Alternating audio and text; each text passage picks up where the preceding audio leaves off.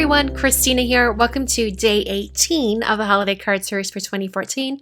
Today I'm using the Deck the Halls stamp set from Lawn Fawn. This is a great builder stamp set. There's lots of fun pine needles and pine cones and berries and things like that. So I thought I would create my own wreath. So I needed a circular shape to use to add a penciled circle on my cardstock here. So I just used the top of a spray can and I just trace that with my pencil, and now I have a circular shape to use for my wreath. I'm starting out with Simon Says Stamp Dark Chocolate ink, and I'm going to be stamping the pine cones first. I wanted to stamp these because they're going to not have very much overlap with the pine cones and things like that, so I wanted to make sure these were stamped first. So I stamped 3 of them just because 3 is an odd number and it always looks nice. And now I'm going to go in with some Forever Green ink from Hero Arts.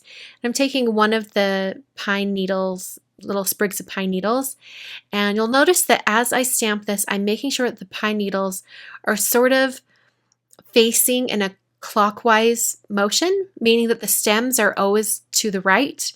And I'm doing this because if you look at a wreath, they all kind of have a path that it runs. It either runs clockwise or counterclockwise, and I want to make sure all of the pine needles go in the same direction. So I'm adding in all of these in Forever Green, and now I'm using one of the other smaller pine needle stamps with green apple ink from Simon Says Stamp, and I'm going to fill in the rest of this wreath here.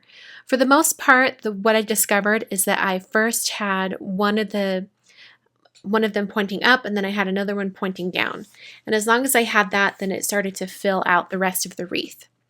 So you'll notice here I'll have one going that direction, and then I'll have another going the other direction. And one going into the circle, and then one going out of the circle. And as long as I sort of kept that same pattern, it made sure that the wreath was nice and full and I didn't have any gaps. So the darker green pine needle also goes for that. I made sure that I covered up its stem with a lighter green. Then I took the little berry stamp. It's just this little itty bitty stamp that has 3 dots on it.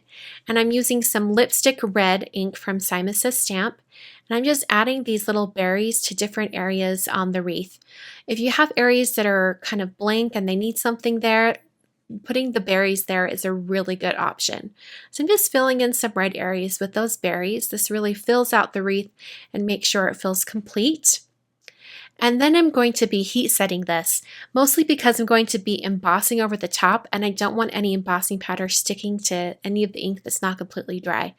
This particular type of ink that I used here does dry to the touch rather quickly and it's not going to smudge, but some of that moisture sort of stays behind, so I wanted to make sure that it was completely dry.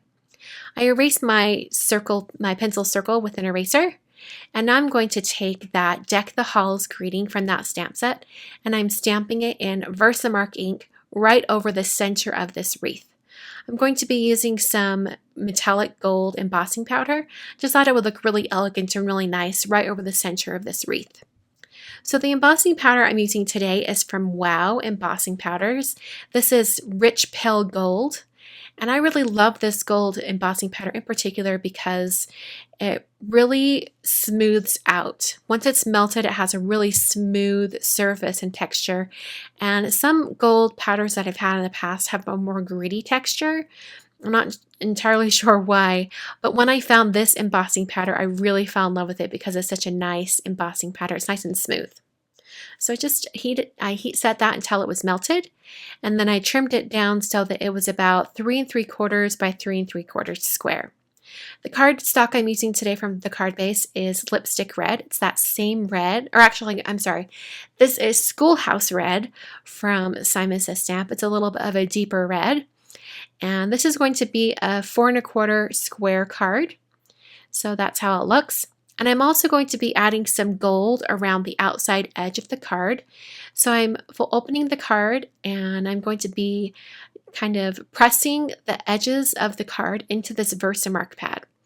So I'm holding it at a little bit of an angle, making sure I get a little bit more Versamark on the edges.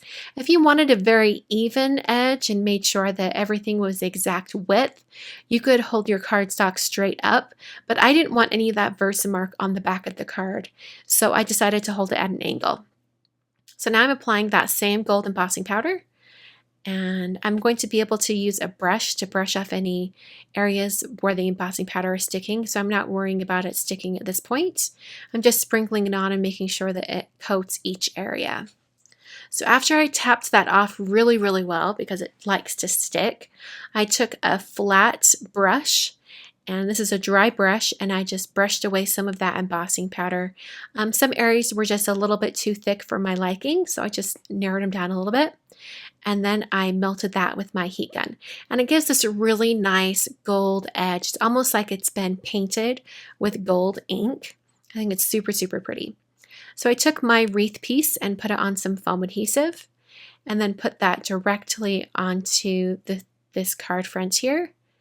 And I want to make sure it's completely centered, so I'm going to take my time getting that centered before I really press down and use my fingertips to really adhere that down onto the card base. So that is the card for today. This is super simple and easy. I really think you could mass produce this card over and over again without much trouble. Just make sure you do each step in batches, like stamp all your pine cones on like all 10 pieces of cardstock all at once, and then stamp all your pine needles. Do everything in batches, and I think you can make a lot of this card. So I hope you guys enjoyed. I will be back on Monday with a brand new card video. It will be day 19 in the card series. Until then, thanks for watching.